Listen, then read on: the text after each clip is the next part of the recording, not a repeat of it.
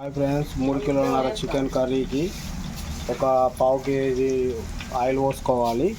ఒక 4 పెద్ద ఉల్లిపాయలు, ఒక 10 దాకా పచ్చిమిర్చి వేసుకోవాలి. అలాగే ఒక 4 టేబుల్ స్పూన్ల అల్లం వేసుకోవాలి. అల్లం గోలింది చికెన్ వేసుకోవాలి. కలుపుకోవాలి, మంచి కలుపుకోవాలి ఫ్రెండ్స్. కలుపుకొని ఒక 5 నిమిషాలు మూత పెట్టుకోవాలి, అందులో వాటర్ వచ్చేదాకా. ఫ్రెండ్స్, వాటర్ వచ్చినాయి కదా, ఇప్పుడు సాల్ట్ వేసుకోవాలి. ఒక 2 స్పూన్ల సాల్ట్ వేసుకోవాలి. అందులోనే మళ్ళీ ఒక స్పూన్ పసుపు వేసుకోవాలి.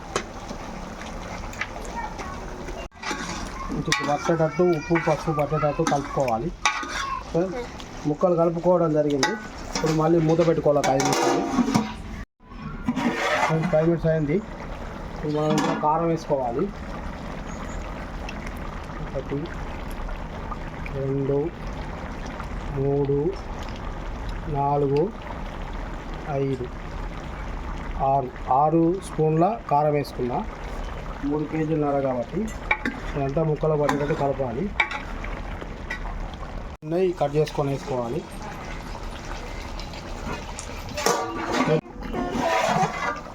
ఫ్రెండ్స్, కొన్ని వాటర్ పోసుకున్నా, మీకు చూపించడం వీలు కాలేదు. ఒక గ్లాసు వాటర్ పోసుకున్నా.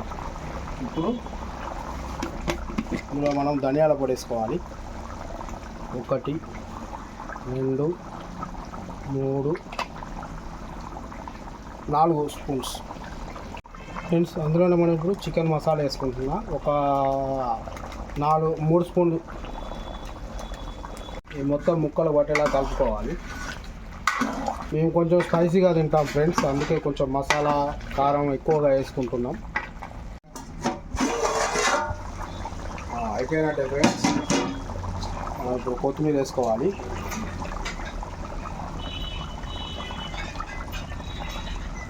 కొత్తిమీర వేసుకొని ఒక 5 నిమిషాల తర్వాత గ్యాస్ కట్టేసుకోవాలి.